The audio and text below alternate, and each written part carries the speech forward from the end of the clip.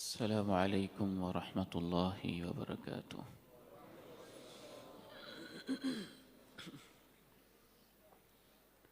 الحمد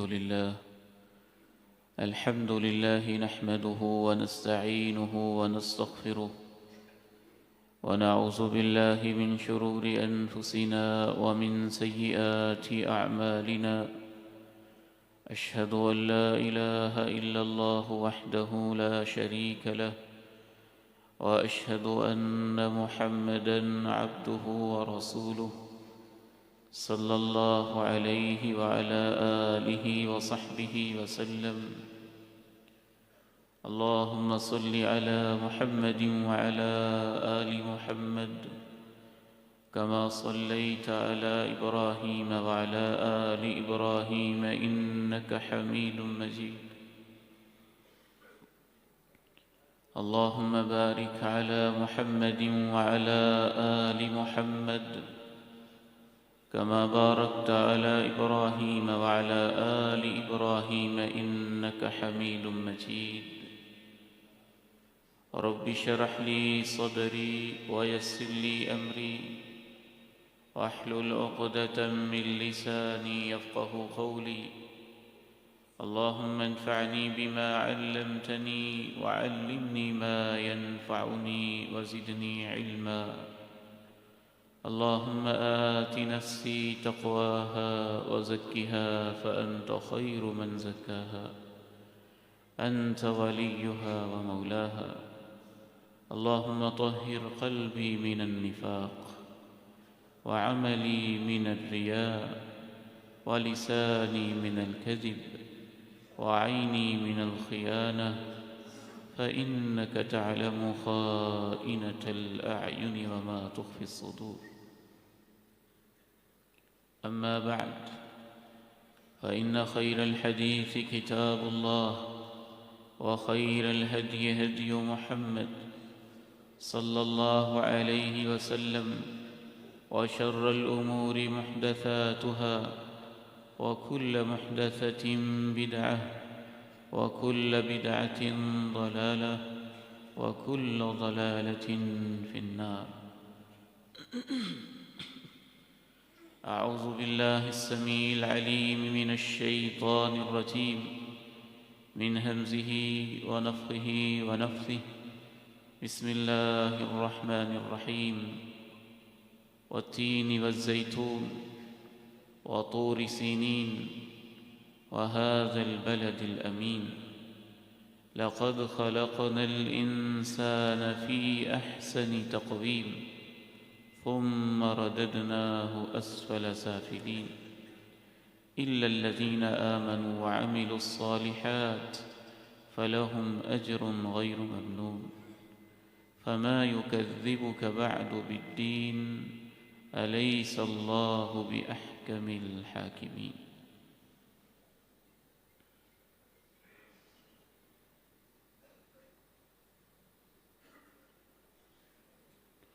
میں اور آپ امت کی سطح پر ایک بہت بڑے المیے کو اپنی آنکھوں سے دیکھ رہے ہیں۔ فلسطین، مسلمانوں کا بہتا ہوا خون، کٹے پھٹے ہوئے لاشیں، روتے بلبلاتے بچے، آہیں اور سسکیاں بھرتی ہوئی مائیں، حتیٰ کہ ہسپتال کے بیڈز کے اوپر لیٹے ہوئے مریضوں کے اوپر بھی بمباری۔ اس صورتحال میں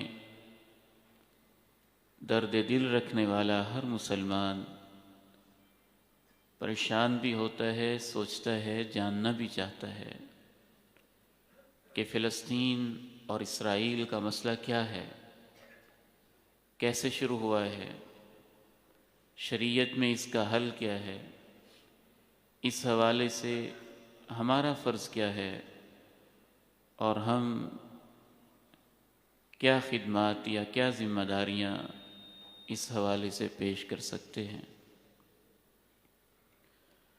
موضوع طویل بھی ہے اور اہم بھی۔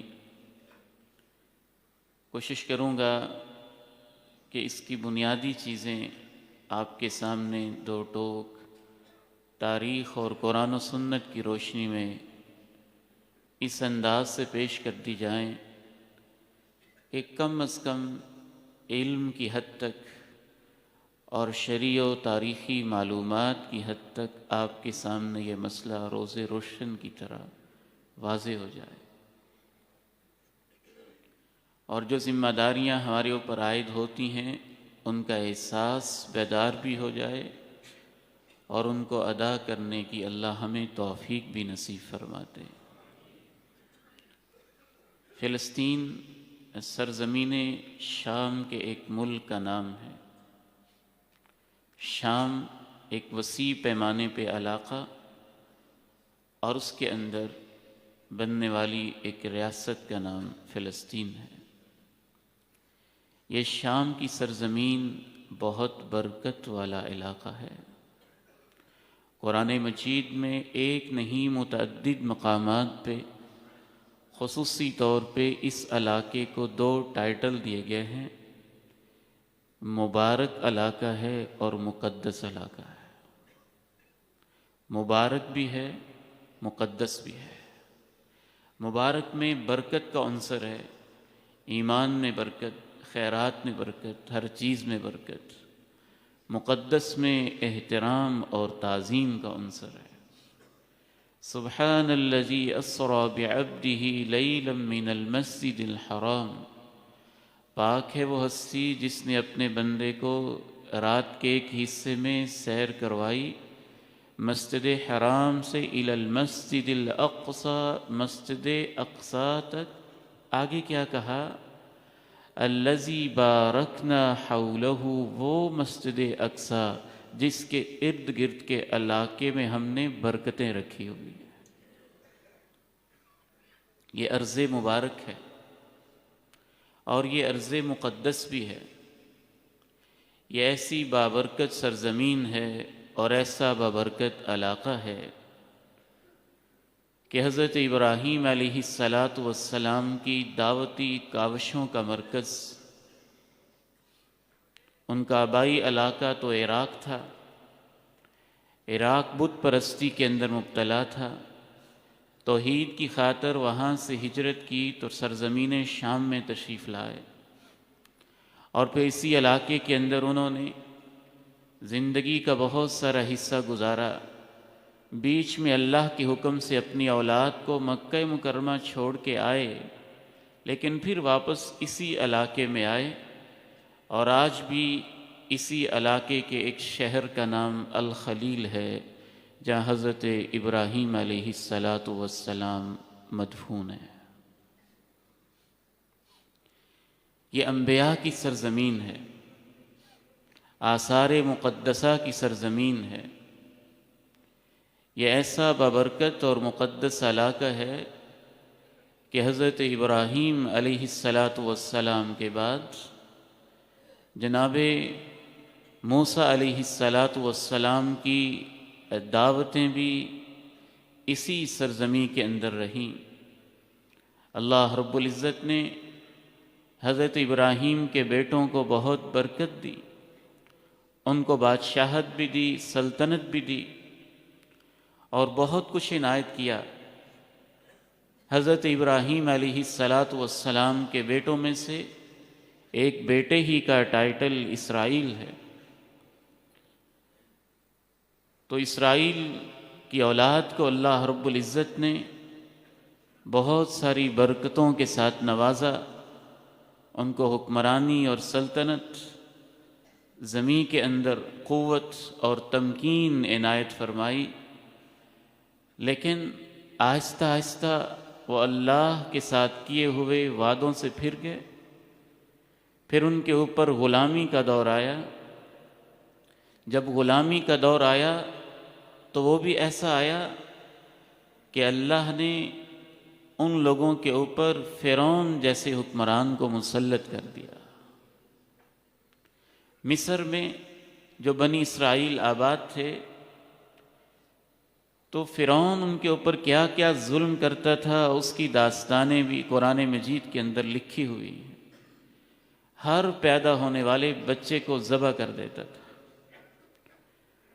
عورتوں کو زندہ رکھتا تھا کام کے لیے، نوکری کے لیے، چاکری کے لیے، خدمت کے لیے۔ اللہ رب العزت نے اس کے مظالم سے نجات دلوانے کے لیے اور ان کو بچھڑے کی پوجا سے، بت پرستی سے اور شرک سے نکالنے کے لیے حضرت موسیٰ علیہ السلام کو مبعوث کیا۔ حضرت موسیٰ علیہ السلام جب مبعوث ہوئے تو ان کی شریعت میں جہاد کا بھی حکم آیا، لیکن یہ لوگ سود میں، پیسے میں، دولت میں، دنیا کی محبت میں اتنے مست تھے کہ جب حضرت موسیٰ علیہ السلام نے کہا کہ وہ علاقہ جو تمہارے لیے بڑا مقدس اور قابل احترام ہے، میرے ساتھ آؤ اور اس علاقے میں جا کے جہاد کرو، اللہ تمہیں فتح نصیب فرمائے گا۔ تو ان ظالم یہودیوں نے دو ٹوک کہا، اذهب انت وربك فقاتلا انا هاهنا قاعدون، موسیٰ تو جانے، تیرا رب جانے، جہاد کرنے جاؤ، ہم تو ادھر بیٹھے ہوئے ہیں،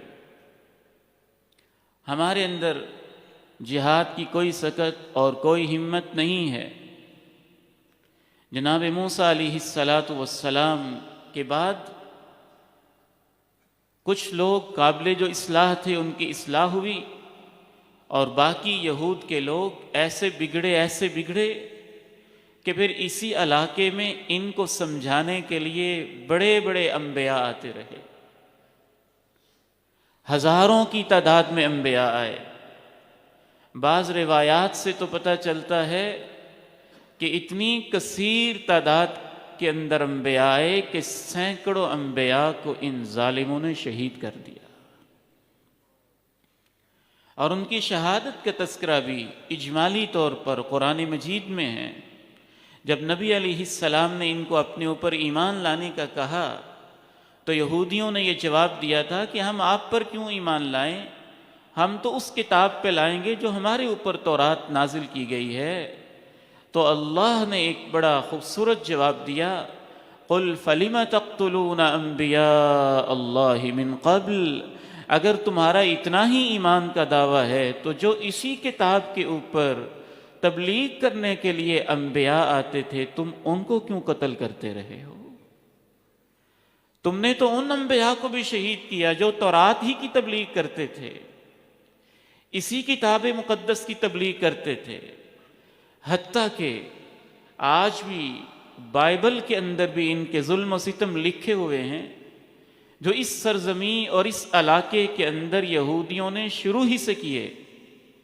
آج بھی بائبل اٹھا کے دیکھیے، اس میں لکھا ہے جناب زکریہ علیہ السلام نے جب ان کو تبلیغ کی تو اسی سرزمین میں بیت المقدس کے بالکل سامنے پتھر مار مار کے ان کو شہید کر دیا گیا۔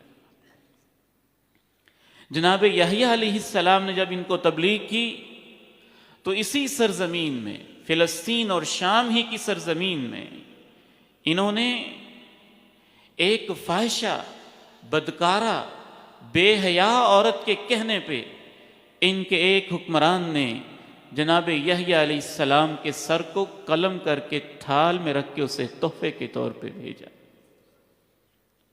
اسی سرزمین میں جب جناب عیسیٰ علیہ السلام نے ان کو تبلیغ کی تو وقت کے ایک بادشاہ نے اس کے اوپر، ایک عظیم پیغمبر کے اوپر ناجائز مقدمہ دائر کیا۔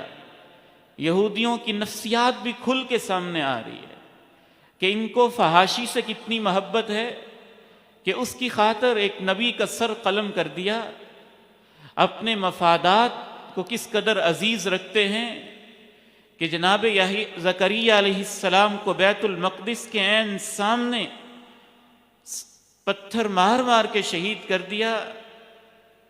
جناب عیسیٰ علیہ السلام کے اوپر ناجائز مقدمہ جو انبیاء کے اوپر مقدمے کر سکتے ہیں، ان کے لیے عام لوگ کیا معنی رکھتے ہیں؟ جناب عیسیٰ علیہ السلام کے اوپر مقدمہ قائم کیا، اور اس وقت کے بادشاہ نے عید والے دن پوچھا، میری جیل کے اندر 2 بڑے اہم قیدی ہیں، ایک برابا ڈاکو ہے اور ایک عیسیٰ پیغمبر ہے، بتاؤ ان میں سے کس کو چھوڑوں اور کس کو سولی پہ لٹکاؤں؟ تو سب نے بیک زباں کہا تھا، عیسیٰ کو سولی پہ لٹکا دیں اور برابا ڈاکو کو آزاد کر دیں۔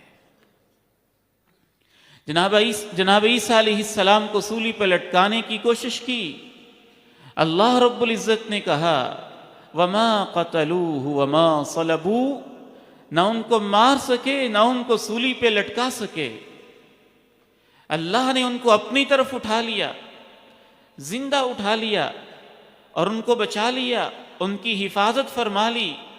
لیکن ان ظالموں نے اپنے طور پہ جناب عیسیٰ ہی جیسے کسی شخص کو سولی پہ لٹکا کے شرمندہ نہیں ہوئے۔ قرآن مجید کہتا ہے اِنَّا قَتَلْنَا الْمَسِيحَ عِيسَى ابْنَ مَرْيَمَ، بڑے فخر سے کہا ہم نے عیسیٰ بن مریم کا کام تمام کر دیا۔ اسی سرزمین میں اللہ رب العزت نے دوسری طرف ایسی برکت بھی رکھی ہے کہ جناب موسیٰ علیہ السلام نے اللہ رب العزت سے دعا کی کہ یا اللہ جب میری موت کا وقت آئے تو مجھے شام کے علاقے کے اندر موت دینا، بیت المقدس کے قریب موت دینا۔ اور اسی سرزمین میں جب مسجد اقصیٰ کی بنیاد رکھی گئی اور جناب داؤد علیہ السلام، جناب سلیمان علیہ السلام، ان جیسے انبیاء بھی اپنے مبارک قدم اسی سرزمین کے اندر رکھتے رہے، اور جناب سلیمان علیہ السلام کی نگرانی میں جب مسجد اقصیٰ کی تعمیر ہوئی تو انہوں نے اللہ سے یہ 3 دعائیں کی، 2 اللہ نے پوری کر دیں اور تیسرے کے بارے میں اللہ کے پیارے نبی علیہ السلام نے کہا مجھے امید ہے کہ وہ بھی پوری ہو گئی۔ انہوں نے دعا کی تھی کہ اللہ جو شخص بھی جو میں نے گھر تیرے نام پہ بنایا ہے اس میں آ کے 2 رکعت پڑھ لے تو اس کے گناہوں کو ایسے معاف کر دینا جیسے ماں کے پیٹ سے آج پیدا ہوا۔ اس علاقے میں وقتاً فوقتاً یہودی آباد رہے، اور یہودیوں سے پہلے کنعانی آباد رہے، عرب کچھ قبائل آباد رہے جن کے باقاعدہ تاریخی طور پہ حضرت عیسیٰ علیہ السلام کی آمد سے بھی 2500 سال پہلے وہ یہاں آباد ہوئے۔ یہودی کبھی خود نقل مکانی کرتے رہے، چھوڑ کے جاتے رہے، کبھی بھاگتے رہے، انبیاء کو شہید کرتے رہے، جرم کی داستانیں رقم کرتے رہے، آہستہ آہستہ چلتے چلاتے اس کے اوپر عیسائی حکمران ہوئے۔ رومن امپائر میں عیسائی حکمران تھے۔ اللہ کے نبی علیہ السلام جب تشریف لائے تو اس علاقے میں رومن امپائر کا تسلط تھا، اور آپ علیہ السلام نے اپنی زندگی میں ہی خوشخبری دے دی تھی اس وقت تک قیامت قائم نہیں ہوگی جب تک بیت المقدس مسلمانوں کے ہاتھ میں نہیں آ جائے گا۔ اور خود تورات کے اندر بھی لکھا ہوا تھا کہ آخری ایک امت، ان کا حکمران، یہ اس کا رنگ، یہ اس کی سادگی، یہ اس کا انداز، جب وہ آئے گا تو بیت المقدس پھر اس کے حوالے کر دینا۔ نبی علیہ السلام کے ساتھ بھی جو یہود نے دشمنی کی، انسانی تاریخ میں اس کی مثال نہیں ملتی۔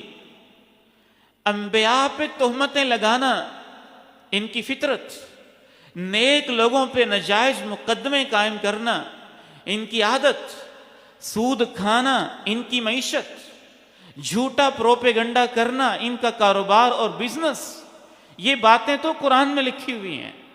مختلف آیات میں یہودیوں کی پوری نفسیات کا تجزیہ کیا، بلکہ اللہ رب العزت نے تو پوری اسلامی تاریخ میں سب سے بڑا دشمن مسلمانوں کا دو طبقوں کو قرار دیا.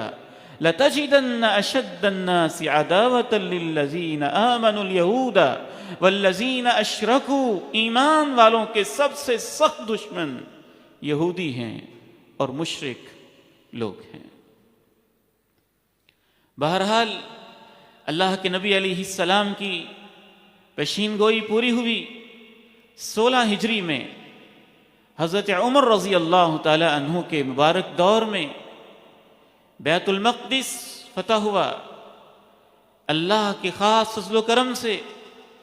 اس کے بعد تقریباً 10 صدیوں تک اکثر و بیشتر مسلمان بیت المقدس کی خدمت کرتے رہے، اس کو آباد کرتے رہے.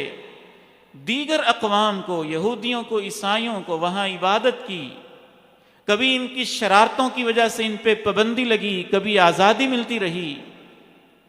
بیچ میں عیسائیوں کے ساتھ بیت المقدس ہی کی وجہ سے صلیبی جنگوں کا دور بھی آیا، ان کے پاس بھی کنٹرول گیا. صلاح الدین ایوبی نے پھر واپس بھی لیا اور طویل عرصے تک مسلمان بیت المقدس کی خدمت میں لگے رہے. جدید دور جب شروع ہوا، برطانیہ اور فرانس اور بڑی بڑی طاقتوں نے جب پوری دنیا کے اوپر پوری دنیا کے وسائل کو ہتھیانے کے لیے اور پوری دنیا کے وسائل کو اپنے ملکوں میں لے جانے کے لیے لوٹنے کی کوشش کی، جس میں ہمارا بر صغیر بھی ان کے پاس چلا گیا، تو سرزمین شام کا علاقہ بھی عربوں کو تقسیم کر کے برطانیہ کی عملداری جب وہاں پہ ہوئی تو برطانیہ نے فرانس کے ساتھ مل کے ایک عجیب سازش رچائی. ادھر سے ترکوں سے کہا کہ تم بڑے اعلیٰ ہو، عربوں سے کہا اسلام مسلمان کیا، عربی بڑی اعلیٰ نسل کے لوگ ہوتے ہیں، ان کو آپس میں تقسیم کیا. عربوں سے کہا تم ترکوں کے ماتحت خلافت عثمانیہ کے تحت کیسے رہ سکتے ہو. ترکوں سے کہا تمہاری نسلی مفاخرت، تمہاری قوم کے کیا کہنے ہیں. اس طرح جب امت کو تقسیم کیا، کچھ وہاں سے لوگ خریدے، کچھ ادھر سے لوگ خریدے. آہستہ آہستہ برطانیہ نے عرب لوگوں کو چھوٹے چھوٹے ٹکڑوں میں تقسیم کر کے برطانیہ نے اپنی عملداری کے اندر سرزمین شام کو لے لیا. اپنی عملداری میں لینے کے بعد ایک یہودی نے ایک سیاسی خفیہ تحریک زائونزم کے نام سے، صہیونیت کے نام سے شروع کی، اور اس نے یہ خاکہ پیش کیا کہ یہودیوں کے پاس اپنی ریاست، اپنی اسٹیٹ اور اپنا ملک ہونا چاہیے. چونکہ وہ پوری دنیا میں تقسیم تھے، چند یہودی 50,000 کے قریب فلسطین میں رہتے تھے، باقی تو پوری دنیا کے مختلف حصوں میں آباد ہو چکے تھے. لیکن جب اس نے یہ تھیوری یا یہ نظریہ پیش کیا، بین الاقوامی طاقتوں کو ساتھ میں لایا، برطانیہ اس کے ساتھ ملا، فرانس بھی ساتھ شامل ہوا، اس دور کی کمیونسٹ طاقتیں بھی ساتھ ہوئیں، گویا سرمایہ دارانہ طاقتیں بھی ساتھ ہو گئیں، اشتراکی قوتیں بھی ساتھ ہو گئیں، وقت کی بڑی طاقتیں بھی ساتھ ہو گئیں، اور ایک ایسے خوفناک طریقے سے فلسطینیوں کو وہاں سے آہستہ آہستہ نکالنے کا عمل اور اسرائیل کی ریاست کو آباد کرنے کا عمل شروع ہوا. آپ اندازہ کیجئے، اگر اس چھوٹے سے پلازے میں یا لاہور شہر کی گنجان آبادی کے اندر ایک تیسری طاقت یہ فیصلہ کر لے کہ ہم نے انڈیا سے کچھ لوگوں کو لا کے یہاں آباد کرنا ہے، تو لاہور ویران اور بنجر تو نہیں کہ یہ ویران اور خالی پڑا ہے اور لوگ آباد ہو جائیں گے. فلسطین تو فلسطینیوں کے ساتھ آباد تھا. 25,000 قبل مسیح سے لے کے جو عربی قبیلے وہاں آباد تھے، عہد عمر کے اندر جب وہ مسلمان ہوئے تو بطور مسلمان وہی فلسطین کے اصل آباد کار، انہوں نے کبھی فلسطین کو چھوڑا نہیں، وہ وہاں لاکھوں کی تعداد میں آباد تھے، اور یہودی چند ہزار کی تعداد میں تھے، باقی دنیا میں پھیلے ہوئے تھے۔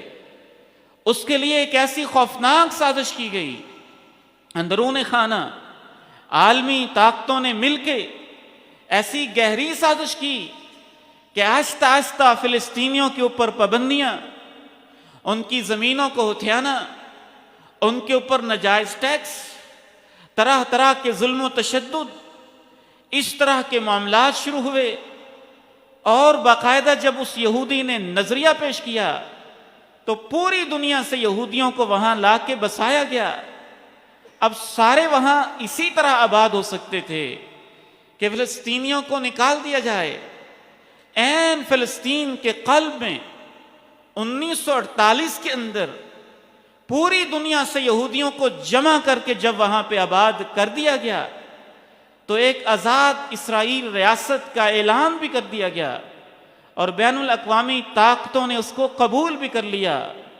میں سلام پیش کرتا ہوں ان علماء کو، ان قائدین کو، پاکستان کے ان سابقہ عظیم لوگوں کو جو اس پوری تاریخ اور سازش کو سمجھتے تھے کہ ایک گھر کے اندر ایک ڈاکو کو زبردستی 2-4 کمرے دے دیے جائیں تو زبردستی کسی طاقت یا مقامی کسی اوباش اور گنڈے کو دینے سے وہ گھر اس ڈاکو کا تو نہیں ہو جاتا۔ لیکن فلسطینیوں کے ساتھ یہی کھیل کھیلا گیا۔ الحمدللہ علماء نے، امت اسلامیہ کے علماء نے، قائدین نے، اس دور کے مسلم امہ کے سیاسی قائدین نے بھی بصیرت کا ثبوت دیا، اور ایک عجیب خوشی سے ہوتی ہے پاکستان کے پاسپورٹ کے اوپر یہ لکھا ہوا دیکھ کے کہ اس پاسپورٹ کے ذریعے دنیا کے کسی خطے میں سفر کیا جا سکتا ہے، لیکن اسرائیل کی طرف سفر نہیں کیا جا سکتا، کیونکہ مسلم دنیا سمجھتی تھی کہ ایک ڈاکو ہے، فلسطینیوں کی آبادی میں زبردستی اس کو گھسیٹ کے لا کے آباد کر دیا گیا ہے۔ اور جب اسرائیل کی ریاست کا اعلان ہوا، اہم علاقوں کے اوپر اس نے قبضہ کیا، تو چند سالوں کے اندر اسرائیلی حکومت نے تقریباً 70 لاکھ فلسطینیوں کو فلسطین سے نکالا۔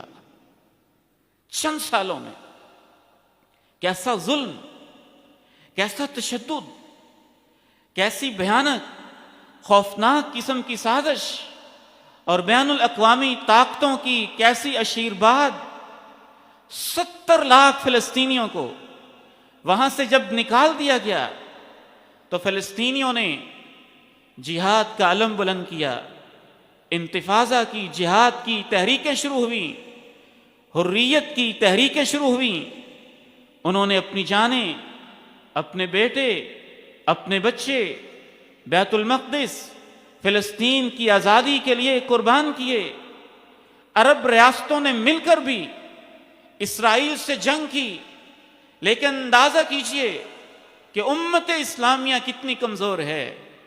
کئی عرب ممالک کو چند گھنٹوں میں اور پھر چند دنوں کے اندر اسرائیل نے بین الاقوامی طاقتوں کے تعاون سے شکست دے کے فلسطین کے اور علاقوں پہ قبضہ جمایا، حتیٰ کہ فلسطین کے اندر مسجد اقصی کے لیے جو اوقاف تھے، جیسے ایک مسجد ہو اور اس کی آبادی کے لیے زمینیں وقف ہوں، اس وقف زمین کے اوپر تو کوئی مسلمان بھی قبضہ نہیں کر سکتا۔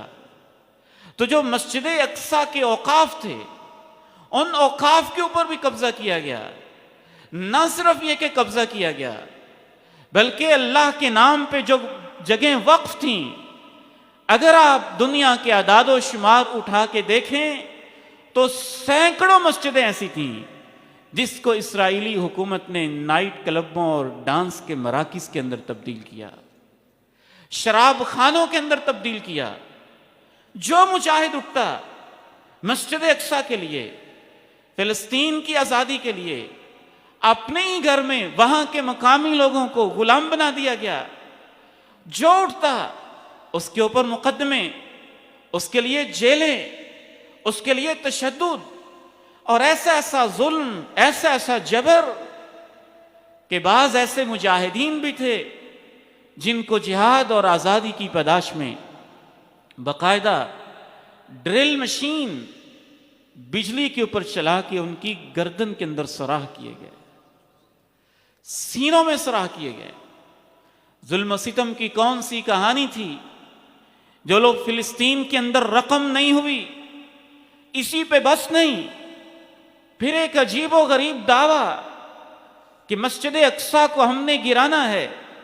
اندرون خانہ خفیہ طریقے سے اسرائیلی حکومت نے مسجد اقصیٰ کی چاروں دیواروں کے ساتھ نیچے سرنگیں کھودی اور بنیادوں کو اتنا کمزور کیا کہ کسی بھی وقت اس کو گرایا جا سکے، اور متعدد مرتبہ بہانے بنا کے اس میں آگ لگانے کی کوشش کی گئی، اور بالفعل آگ لگائی گئی۔ ان میں سے خصوصاً 1968 کے اندر جب مسجد اقصیٰ کو آگ لگائی گئی تو اس وقت بھی پوری امت مسلمہ میں تشویش کی ایک لہر دوڑی، تو جہاد کی تحریکیں وہاں فلسطین کی آزادی کے لیے کھڑی ہوئیں۔ جب بھی مجاہدین کھڑے ہوئے اور ہیں تو بزدل، اور جب بھی امت جہاد کے میدان میں آئی، اللہ نے اس امت کو عزت دی، اس امت کو وقار دیا، اس امت کو آزادی دی، اس امت کو اللہ رب العزت نے جہاد کی برکت سے بہت کچھ دیا۔ جب بھی مجاہدین جہاد پہ آئے تو اسرائیل نے یونائٹڈ نیشنز کا دروازہ کھٹکھٹایا، اقوام متحدہ کے دروازے پہ دستک دی، امریکی طاقتوں نے ویٹو پاور کو استعمال کیا، عرب ریاستوں کو استعمال کیا، کبھی اوسلو کا معاہدہ کر لیا گیا، کبھی ڈیوڈ کیمپ کا معاہدہ کر لیا گیا، کبھی کوئی معاہدہ کر لیا گیا، کبھی کوئی معاہدہ کر لیا گیا۔ جب بھی معاہدہ ہوا پھر اس وعدے کی بھی خلاف ورزی کی گئی، اور یہودیوں کی یہ نفسیات بھی اللہ تعالیٰ نے قرآن مجید میں بیان کی، لا یرقبون فی مؤمن الا ولا ذمہ۔ اہل ایمان پہ جب بھی ان کو کنٹرول ملے گا یہ کسی وعدے کی پاسداری نہیں کریں گے، یہ کسی وعدے کی پاسداری نہیں کریں گے۔ اور آہستہ آہستہ اسرائیل نے اپنا اثر و نفوذ اس قدر بڑھا دیا کہ مسلم دنیا کے اندر بھی یہ آواز اٹھنے لگی کہ اسرائیل کو تسلیم کر ہی لیا جائے، اس کو ایک ریاست مان ہی لیا جائے۔ اب اتنا عرصہ ہو چکا ہے، میں ضمیر والوں سے سوال پوچھنا چاہتا ہوں، اگر آپ کے گھر کے 2 کمروں کے اوپر 10 کمروں میں سے 8 کمروں کے اوپر 7 کمروں کے اوپر ایک ڈاکو آ کے قبضہ کر لے اور 70 سال تک قبضہ کیے رکھے، تو 70 سال کے بعد اس کا قبضہ جائز ہو جائے گا، اس ڈاکو کا سٹیٹس بدل جائے گا۔ آپ اس ڈاکو کو باقاعدہ اپنے گھر کا مکین سمجھ لیں گے، اور اپنے گھر کا آباد کار اور اپنے گھر کا پارٹنر سمجھ لیں گے۔ اس لیے امت کا اجماعی موقف، غیرت مندانہ موقف یہ رہا ہے کہ جو 1948 سے پہلے فلسطین کے اندر یہودی آباد رہتے تھے وہ آباد رہیں، اور جن یہودیوں کو زبردستی مسلمانوں کو نکال کے آباد کیا گیا ہے، 70 لاکھ کے قریب فلسطینیوں کو واپس لایا جائے، اسرائیل کی ریاست کو ختم کیا جائے۔ جب تک ایسے نہیں ہوتا ہے فلسطینیوں کا یہ احساس ختم نہیں ہو سکتا ہے کہ ہمارے گھر میں ڈاکو بیٹھے ہوئے ہیں، اور انہوں نے ہماری زمین پہ ناجائز قبضے کیے ہیں۔ اس حوالے سے جب فلسطین کے مظلوم مسلمانوں نے دیکھا کہ اب مسلم ریاستیں وہ بھی شاید اسرائیل کو تسلیم کر لیں، اور جو 100 کے قریب قراردادیں اسرائیل کے حملوں کی مذمت کی، تجاوزات کی مذمت کی اقوام متحدہ کے سرد خانے میں پڑی ہوئی ہیں، وہ ویسے ہی پڑی رہیں، تو انہوں نے اپنے ملک کا دفاع کرنے کے لیے، اپنے ایمان کے دفاع کے لیے، اپنی عزتوں کی حفاظت کے لیے، مسجد اقصیٰ کی حفاظت کے لیے مسجد اقصی کے ارد گرد سرنگیں اور اس کو آگ لگانے کی سابقہ تاریخ اور یہودیوں کے اوچھے ہتھ کنڈوں کے پورے پس منظر کو دیکھتے ہوئے جہاد کا فیصلہ کیا، اور یہی وہ شریف فیصلہ تھا جو ان کے حق میں بنتا تھا، کیونکہ دین اسلام اور قرآن مجید یہی فیصلہ دیتا ہے کہ کسی بھی مسلم علاقے کے اوپر جب کوئی بھی کافر ناجائز قبضہ کر لے تو اس کا حل قراردادیں نہیں ہیں، اس کا حل ریزولوشنز نہیں ہیں، اس کا حل ٹیبل ٹاک نہیں ہے، اس کا حل مذاکرات نہیں ہے، اس کا حل بھیک مانگنا نہیں ہے، اس کا حل یہ نہیں ہے کہ آپ دائیں بائیں آئیں شائیں کرتے رہیں، اس کا حل ایک ہی قرآن مجید بتاتا ہے، اور وہ وہی حل ہے جو اللہ کے پیارے نبی نے اختیار کیا تھا، اور وہ جہاد فی سبیل اللہ ہے۔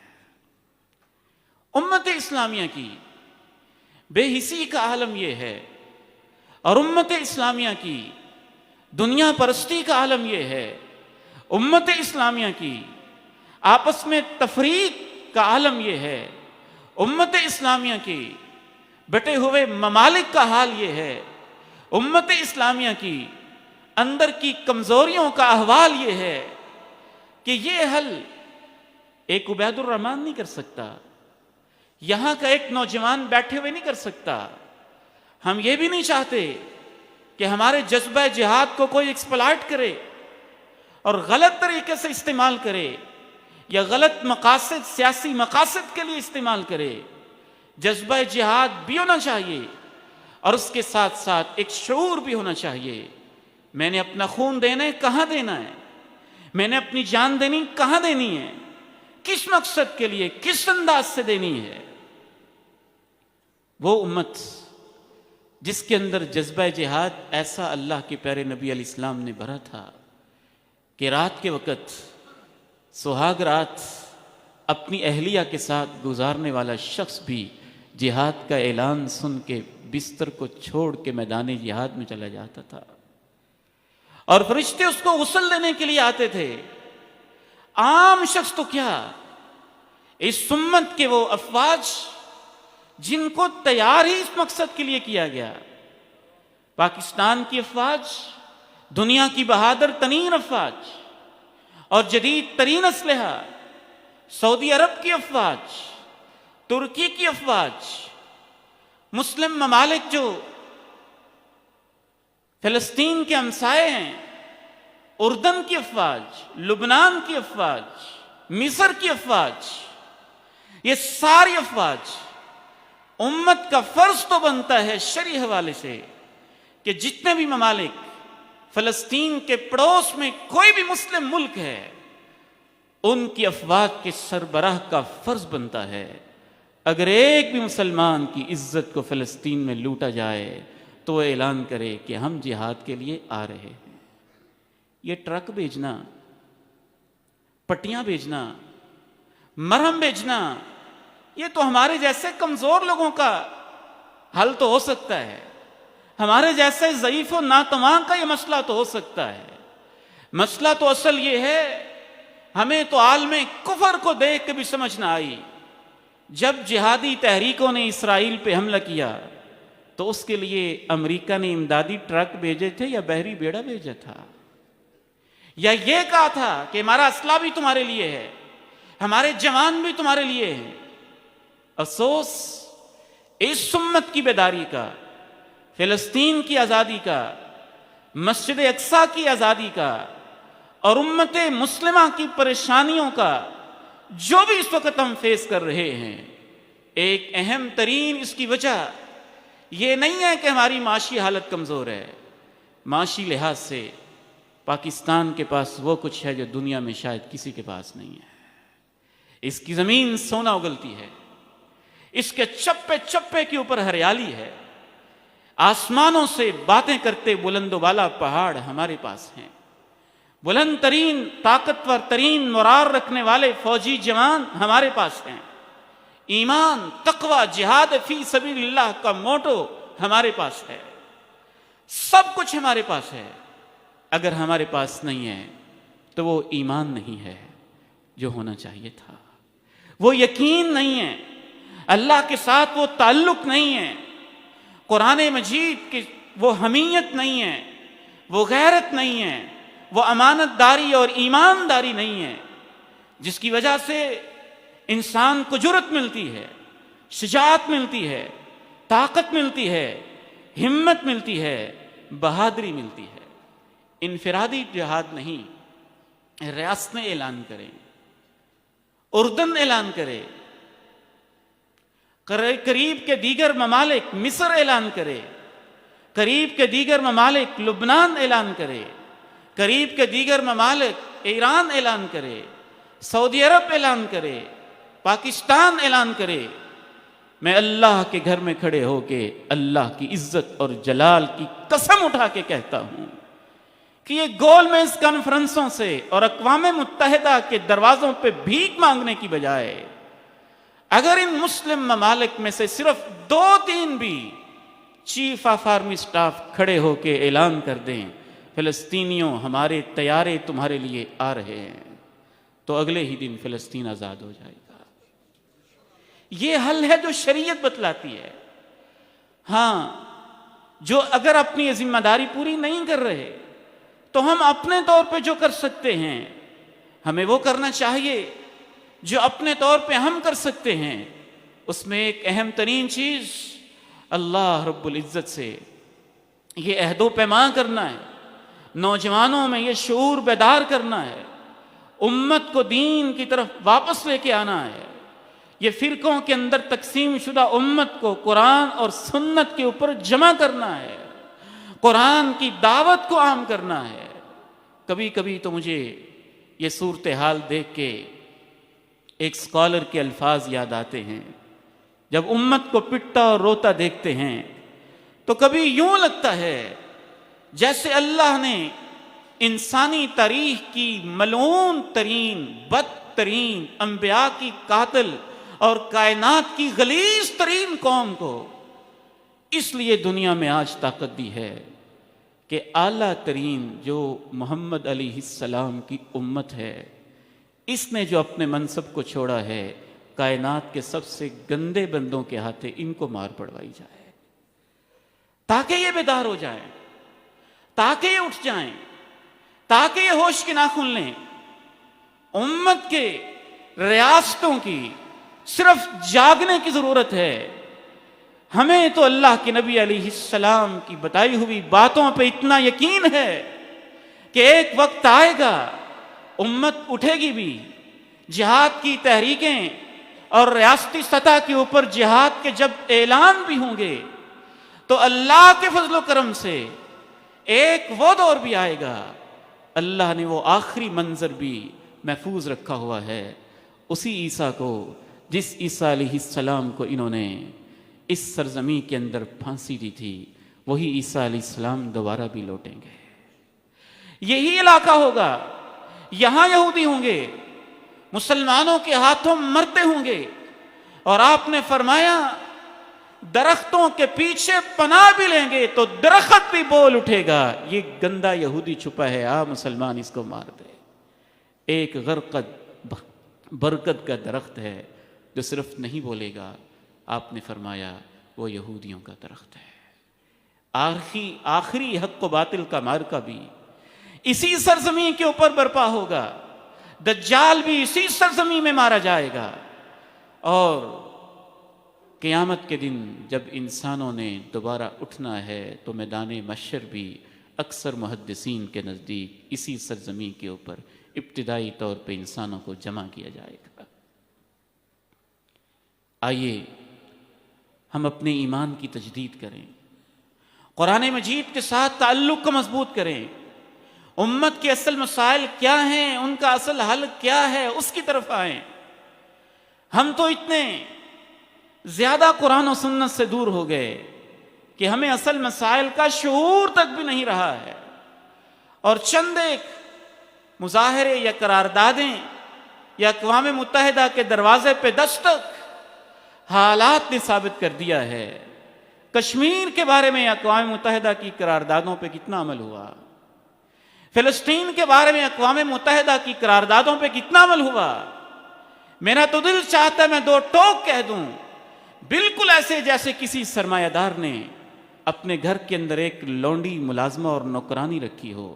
اقوام متحدہ تو عالمی سرمایہ داروں نے اپنی لونڈی بنا کے رکھی ہوئی ہے کہ جب مقصد ہو اپنے مقصد کے لیے استعمال کر لیا جائے، جہاں کسی دوست کا تھوڑا بہت جا کے کام شام کرنا اس کے ذریعے کروا دیا جائے۔ امت کو جو اللہ نے اصل حل دیے ہیں ہمیں ان کی طرف آنا ہے۔ آج یہودی میڈیا کے اوپر، معیشت کے اوپر، ہر چیز کے اوپر قابض ہیں، متسلط ہیں۔ ہم اپنی سطح پہ شعور بیدار کریں، لوگوں کو قرآن مجید کے ساتھ جوڑیں، اور اگر کوئی ایسا بااعتماد ادارہ مل جاتا ہے جو وہاں کوئی تعاون پہنچا سکتا ہو تو اس پر بھی سوچا جا سکتا ہے۔ اور تیسرا حل مسلمان نوجوان کی تربیت ہے۔ ان کو موجودہ حالات کے بارے میں صحیح قرآنی شعور دینا ہے، قرآنی بنیادوں کے اوپر ان کی تربیت کرنا ہے۔ اور چوتھا حل مسلمانوں کو قریب کرنے کی کوشش کرنا ہے، ان کے اندر جس حد تک ممکن ہو ایک دوسرے کے لیے برداشت پیدا کرنا، رواداری پیدا کرنا، قرآن و سنت پہ ان کو جمع کرنا، توحید کی طرف ان کو لے کے آنا۔ اور آخری اہم ترین جو ہم کر سکتے ہیں وہ دعا ہے جو درد دل کے ساتھ کرنی چاہیے، لیکن دعا کا اثر بھی تب ہوتا ہے جب ساتھ دوا بھی ہو۔ مسلم حکمران اور مسلم افواج کے سربراہان فلسطین میں ان میں سے کوئی ایک دو ہی موجود ہوں۔ اللہ کے نبی علیہ السلام نے میدان بدر میں صحابہ کو اتار کے پھر ساری رات اللہ سے دعائیں کی تھیں، لیکن بہرحال پھر بھی دعا مسلمان کا ایک حق ہوتا ہے۔ اللہ کے نبی علیہ السلام کی سنت کے مطابق عام حالات میں بھی دعائیں کرنا، اور خصوصاً نماز میں، فرض نمازوں میں، باجماعت نماز میں آخری رکعت میں رکوع کے بعد ہاتھ اٹھا کے مظلوم مسلمانوں کے لیے دعا کرنا، جسے قنوت نازلہ کہا جاتا ہے، یہ بھی ان حالات میں اللہ کے پیارے نبی علیہ السلام کی سنت ہے۔ اللہ تعالیٰ سے دعا ہے کہ اللہ اپنے دین کو غلبہ نصیب فرمائے، اور ہم جیسے ناکارہ لوگوں کو اللہ اس کے لیے استعمال فرما لے۔ اللہ تعالیٰ ہماری جوانیوں کو پسند کر لے، ہمارے بیٹوں کو پسند کر لے، ہمارے گھر والوں کو اپنے دین کے لیے پسند کر لے، ہمارے وقت اور مال و جان کو اللہ اپنے دین کے لیے پسند کر لے۔ وآخر دعوانا ان الحمد للہ رب العالمین۔